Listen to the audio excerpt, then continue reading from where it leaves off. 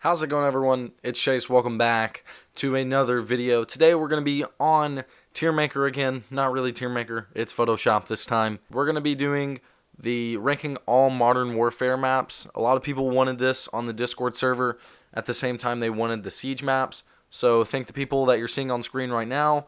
And let's go ahead and get into this. We're not going to be doing any of the ground war maps, and we're not going to be doing any of the gunfight maps. Sorry. Those can be for a different video. I just don't play a lot of gunfight, and I don't play a lot of ground war, so I don't feel like I'm good enough to rank those currently. So first is Anaya Palace, and if you played Anaya Palace, which I'm sure a lot of you actually haven't, you know how bad this map is. So, yeah, Anaya Palace, F tier. Anaya Palace just sucks. It's way too big.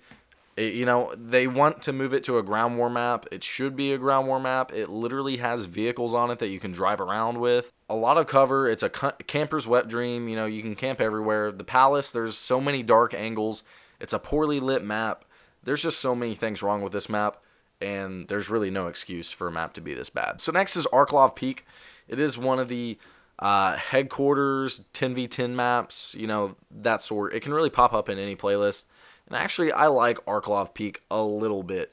I'm going to put it in C tier for now just because I don't believe it's good enough to be in B or A tier. We'll see. Really, really just good flowing map. It's 3 lanes. That's what's great about it. And then the only real problem is if you get in a 6v6 mode on this map, you're not going to really be finding anyone. The map's huge. It's meant for 10v10. So next is Azir Cave. Now, this is a map a lot of people hate, but I can tolerate just because I love playing headquarters and hardpoint. Now, this map really runs into the same issue that Anaya Palace runs into, and that's that it's way too dark. In the cave, it is so pitch black that there's so many people just camping in dark corners. It's great to play on headquarters and hardpoint. Like I said, I'm a hardpoint headquarters fan, so I love this map. It's not 3 lanes. It's kind of structured to be 3 lanes, but it just doesn't work as a 3-lane map. The B flag isn't like traditional B flags. No one fights for the B flag. You're just all over the place. It's really weird. Whoever controls the outside of the map typically wins in domination. So next we have Crash. Now, Crash, I'm going to be honest with y'all. I fucking hate Crash in Modern Warfare. It just does not work well in Modern Warfare. It's because so many people love camping in Modern Warfare. It's a very campy map already. In older games, this map is amazing.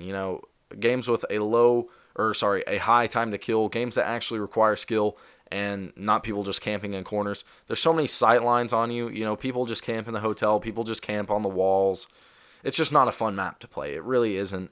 And I'm sure a lot of people agree with me. There are those people who love this map and will stay diehard to this map just because, they played the original Modern Warfare. So next we're going to be looking at Euphrates Bridge, and it's easily the worst map in Call of Duty Modern Warfare 2019. And basically, it's Gustav Cannon from World War II. A lot of people hated Gustav Cannon from World War II. A lot of people agreed that it was one of the worst maps, if not the worst map, in all of Call of Duty history. And I'm one of those people. So basically, what they did is they just took Gustav Cannon and replaced the cannon in the middle of the map with a giant-ass bridge. Okay, next is Grozny Raid. Grozny Raid is right alongside Arklov Peak as one of my favorite 10v10 maps, and it works really well as a headquarters and hardpoint map, so it's going in C tier. I've had some of my best games on this map. It's a great headquarters map. You're going all over the map. You actually feel like you're trying to traverse the whole map in that game mode. So, definitely where Modern Warfare maps shine is in headquarters and hardpoint, not necessarily team deathmatch or domination this year. So, if you haven't tried out headquarters or hardpoint, highly recommend it. There's so much buildings and so much cover for people to camp in. I'm sure you've all seen that video where the dude checks all the sight lines on himself before he crosses the road and then he gets fucking mowed down. That's Grozny Raid. That really is Grozny Raid.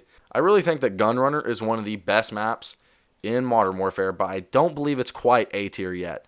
Gunrunner is going to be B tier just for the simple fact that I feel like there's no point to have the back warehouses on this map. If you would have just made it the map without the back warehouses, I feel like it'd be a much better map. It'd basically be Freight from Call of Duty Ghosts. That's what it reminds me of 100%. If you play Call of Duty Ghosts, you remember the map Freight.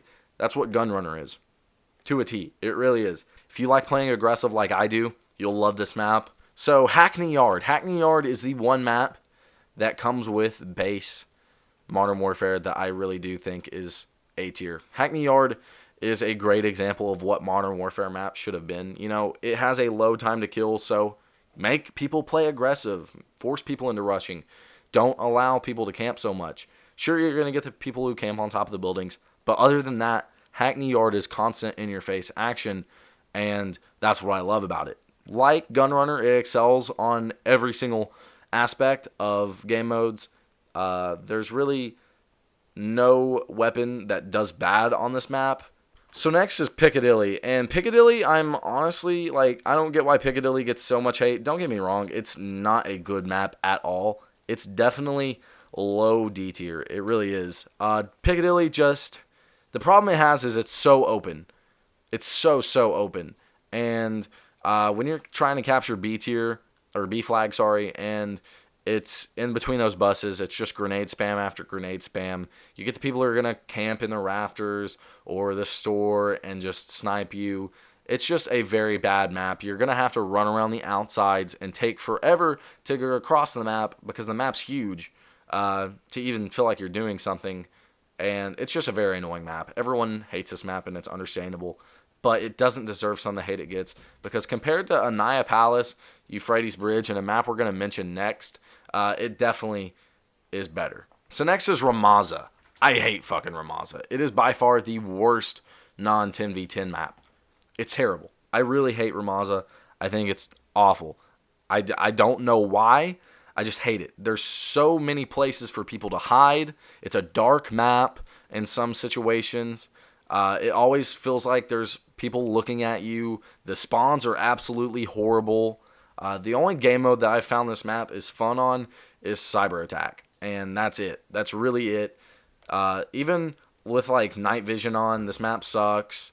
There's just not much fun to have on Ramaza. I don't know why people thought this map was good at the start of the game, but now people are starting to catch on that this map's terrible. Alright, so next is Shipment. Shipment is honestly A tier. There's obviously going to be like Christmas noobs and stuff that hate Shipment because they're not used to the game yet.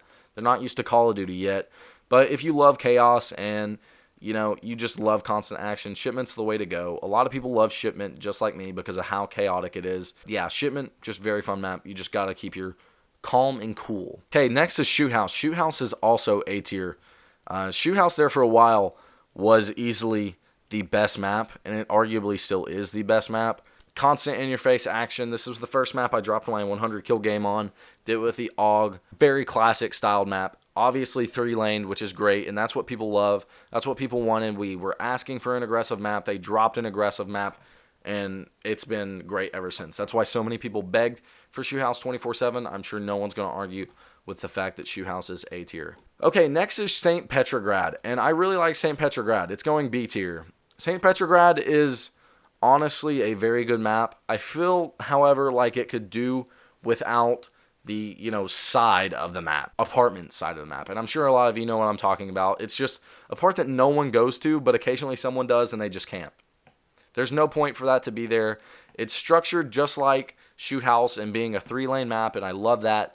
Just like the problem with Gunrunner, St. Petrograd has just an area of the map that's just unnecessary. Same thing with the back spawns of the garden and the other side. I don't even know what the other side is because I've never been there. I really don't. This map could be much smaller, and it feels like it's just kind of unnecessarily big. Alright, so last we're going to end with Vacant. Vacant is A tier for me, and a lot of people are going to disagree probably because, obviously people are new to Call of Duty. But the elites will know that Vacant is an A tier map in this game. There's not too many dark corners. It's great for flanking, and it just fuels the nostalgia that a lot of people have playing Modern Warfare, and that's what I love about it. That's my list. If you disagree, comment down below. Be respectful. Tell me what you think is the best map in Call of Duty Modern Warfare, and I will see you guys later. Peace.